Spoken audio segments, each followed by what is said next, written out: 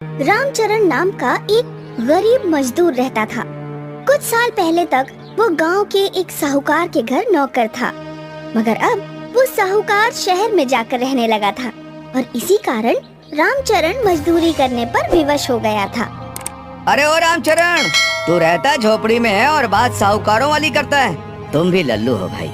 अरे मैं धन से गरीब हूँ, मन से थोड़ी ना हूँ।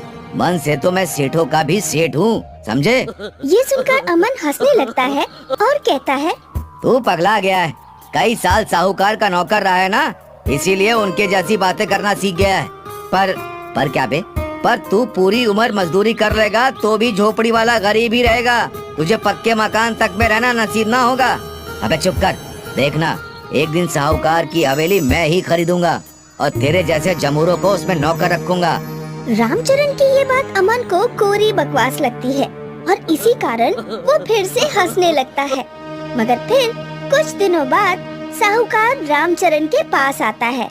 अरे रामचरण, तुमने सालों हमारी सेवा की है और फिर भी तुम झोपड़ी में रह रहे हो। तो और कहाँ रहो मालिक? अरे हमारी हवेली खाली पड़ी है, तुम उसमें रह लो। तुम उसमें रहोगे तो उसकी साफ सफाई भी होती रहेगी। ठीक है मालिक, जैसी आपकी इच्छा। उस दिन के बाद से रामचरण अपने परिवार के साथ साहूकार की हवेली में जाकर रहने लगा। और एक दिन, सुनो जी, आपके मालिक जैसा आलसी मैंने नहीं देखा। क्यों, क्या हुआ? तुम्हें मेरे मालिक से आलू खुदवाने थे क्या? चुप करो जी, आलू की खुदाई तुम ही करते अच्छे लगते हो। मैं तो कुछ और ही कह रही थी। अच्छा, तो कुछ और कह रही थी, पर क्या कह रही थी? रामचरण के पूछने पर राधिका उसे लकड़ी की एक पुरानी तिजोरी दिखाती है, जिसका दरवाजा खुला पड़ा था और अंदर मकड़ी ने जाले बना रखे थे। ये देखो, आपके मालिक का आलसीपन। घर का सारा सामान तो ले गए और ये लकड़ी की टूटी फूटी तिजोरी उनसे बाहर ना फेंकवाई गई। अरे तुम भी कमाल करती हो। सेठ लोग इस लकड़ी की टूटी फूटी पुरानी तिजोरी को हाथ लगाते अच्छे लगते हैं क्या? तो अब तुम और तुम्हारी बेटी सपना दोनों मिलकर इसे बाहर फेंक दो। मुझे तो ये बिल्कुल अच्छी नहीं लगती है। तभी वहाँ रामचरण की बेटी सपना आ जाती है और लकड़ी की उस तिजोरी को देखकर कहती है, अरे अम्मा, ये तो सेठ की खानदानी तिजोरी लगती है। इसे बाहर क्यों फेंकती हो? इसकी मरम्मत करवा कर सामान रखने की अलमारी बना लो ना। सपना की ये बात रामचरण और उसकी पत्नी राधिका को बहुत पसंद आती है और वे उसकी मरम्मत करवाकर उस पर पेंट भी कर देते हैं। इससे तिजोरी चमक उठती है। देखो अम्मा, अब ये बन गई ना साफ सुथरी अलमारी। अब इसमें जो सामान चाहो रखो और दरवाजा बंद कर दो। ठीक है, ये ले, कुछ कप प्लेट रख दे इसमें। मगर जैसे ही सपना उसमें कप प्लेट रखने लगती है, वो तिजोरी बोलना शुरू कर देती है। ए बंदरिया की मौसी, ये क्या कर रही है?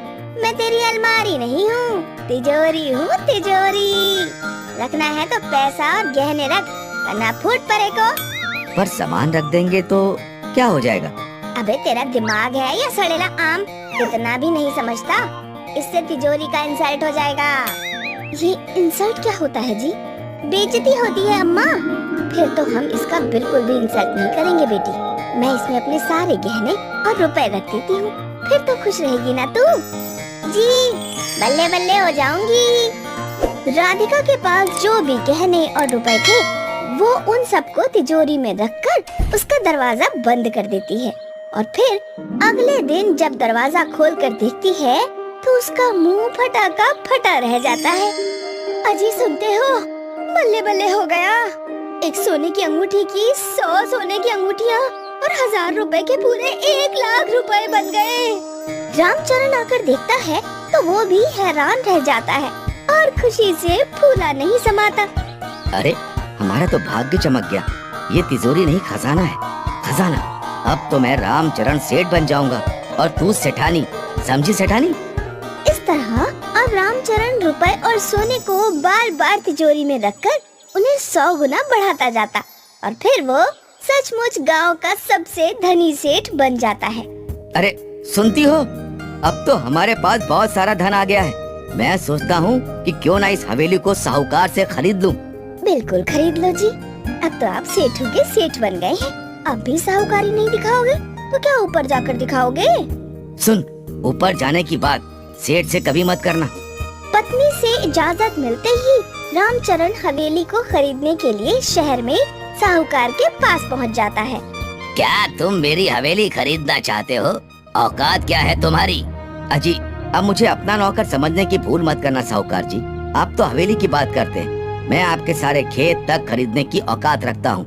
रामचरण की ये बात सुनकर साहूकार हैरान रह जाता है और कहता है, क्या नोट छापने की फैक्ट्री लगा ली है तूने? ऐसा ही समझ लो, बेचो तो बोलो, पूरा 1 गठरी नोट दूंगा।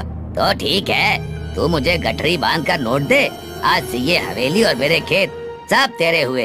रामचरण के पास तो नोटों के ढेर लगे थे, इसीलिए वो साहूकार को नोटों की एक भारी गठरी देकर उसकी हवेली और सब खेत अपने नाम करवा लेता है। तिजोरी जी, तेरी कृपा से आज मैं गांव का सबसे अमीर आदमी बन गया हूँ। अगर तुम्हारी कोई इच्छा हो तो बताओ। रामचरण, तू तो घोंचू है, तू खुजली वाले गधे का बाप है।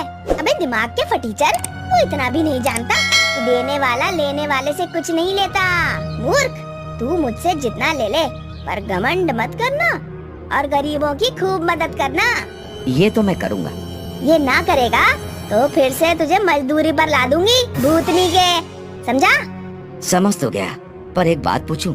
ये सुनकर रामचरण चुप हो जाता है। हाँ पूछना बे, क्या पूछना है? यही कि आप बोलती बहुत बढ़िया है। अबे चुप कर भूतनी के, बढ़िया बोलना तो मैंने 100 साल पहले छोड़ दिया था। फिर धीरे धीरे इस चमत्कारी तिजोरी की खबर कई गांव वालों को लग जाती है। अबे रामचरण, तू तो पक्का चोर निकला। हमारी खानदानी तिजोरी को अपने पास रखा और उसकी करामात से अमीर बन बैठा। अगर आपको तिजोरी चाहिए तो आप ले जाइए, पर इतना याद रखिए कि अब मैं भी साहूकार हूँ और वो भी आपसे बड़ा। ठीक है, पर मैं अपनी तिजोरी ले जा रहा हूँ। ठीक है, ले जाइए, पर इतना ध्यान रखिएगा कि तिजोरी बड़ी चालू चीज है, कभी लाभ के बजाय नुकसान ना हो जाए। साहूकार उस तिजोरी को शहर ले जाता है और फिर उसमें सारा रुपया, पैसा और सोना चांदी रख उन्हें 100 गुना करने की कोशिश करता है, मगर उसके हाथ कुछ नहीं आता, क्योंकि तिजोरी उसके सारे रुपयों और सोने चांदी को 100 गुना बढ़ाने की बजाय राख का ढेर बना देती है। इस तरह लालची साहूकार माथा पीटता रह जाता है।